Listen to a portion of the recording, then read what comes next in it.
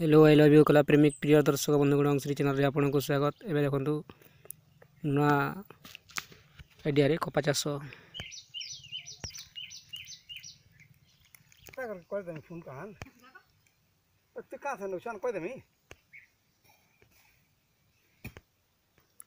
दुई 2024 मई मास अर्थात फगुन चैत बैशाख मासर दृश्य आपड़ देखुवे नुआ तरीका कपा गचर उत्पन्न आपण अषाढ़ मास कपा गच को देखिथे किंतु मु नुआ तरीका देखुची आपण देखिए एथिरे विशेष खर्च हेबनी आपण देखुचंती मु जहाँ देखुची देखामी जी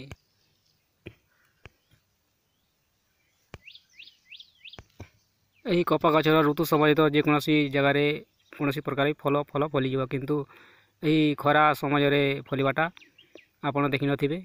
आपण देखंतु केमिति फूल और फल फली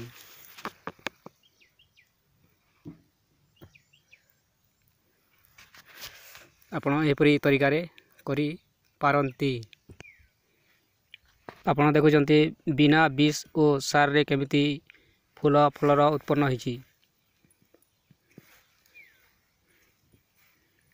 देखंतु मु आपण को नेचुरल तथा रियल देखुची।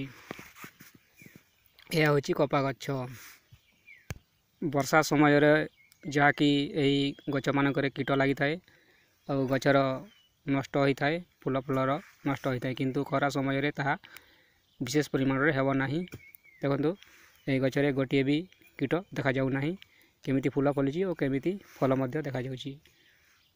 याकू मुजी द्वारा उत्पन्न करि परिबे नाही, या मुजी द्वारा होई नाही।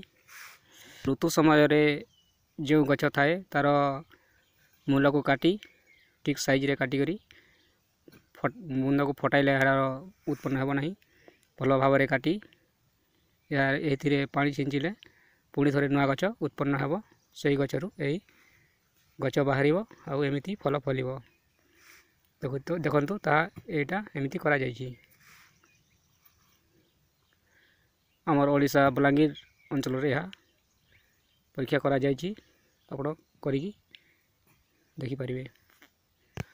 हे तो खरा दिन रे एमिति हेबनी बोली आपण विश्वास करि परिबिनी किंतु मु आपण को पुणी थरे देखाइबी केमिति फूल देखंतु और केमिति फल मध्य फलिछि ता भी देखौछि।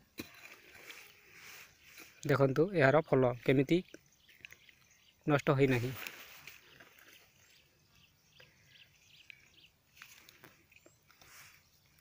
एथिरे खद और सार रे हेजिवो कौन सी विषर आवश्यक हेब नाही।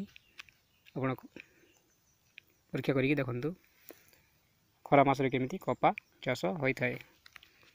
यह नुआ तरीका। ओके नमस्कार। I miss you all India.